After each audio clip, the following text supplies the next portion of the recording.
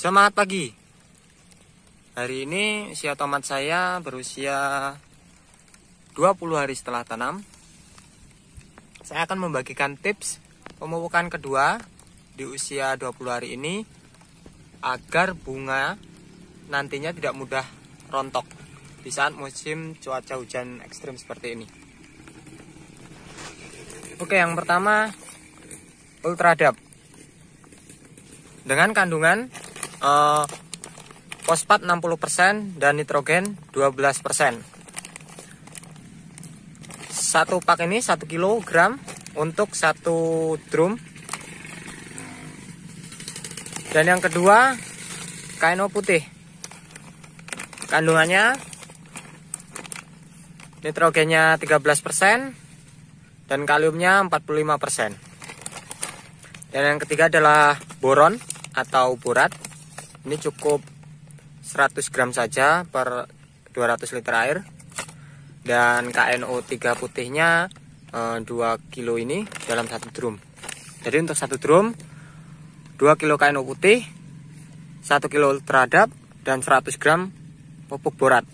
20 hari setelah tanam ini, tanaman sudah mengeluarkan bunga pertamanya atau bunga pangkal. Dan ini bunga paling riskan menurut saya. Karena saat bunga ini rontok, tonase akan menurun. Karena buah pangkal adalah buah yang terbesar.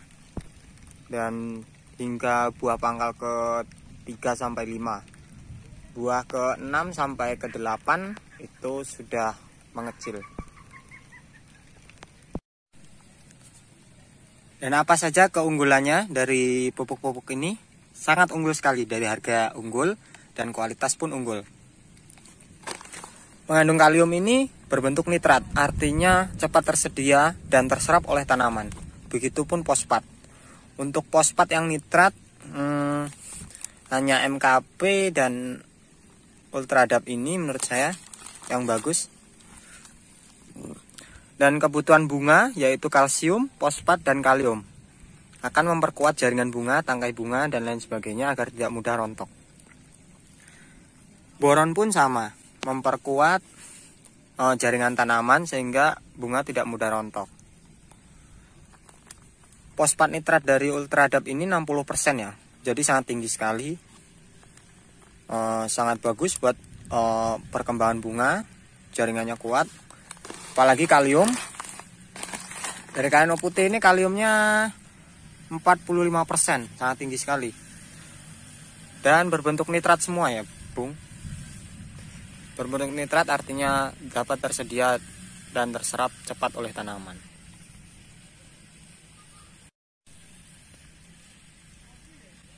Walaupun musim hujan, dengan nitrogen nitrat seperti nitrogen dari KNO putih ini 13% dan Ultradap 12%, kita tidak was-was akan nitrogen tinggi saat musim hujan karena berbentuk nitrat. Dia tidak mengganggu keasaman tanah, yaitu menurunkan pH karena tidak ada amoniak atau amonium. Yang cepat menurunkan pH tanah yaitu pupuk yang mengandung amonium tinggi, sehingga tanaman gampang sekali terkena bercak, busuk batang, dan layu-layu lainnya.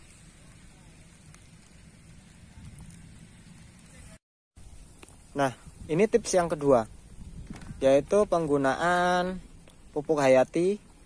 Saya menggunakan Decoprima yang berisi Streptomyces, Geobacillus, dan Trichoderma sp.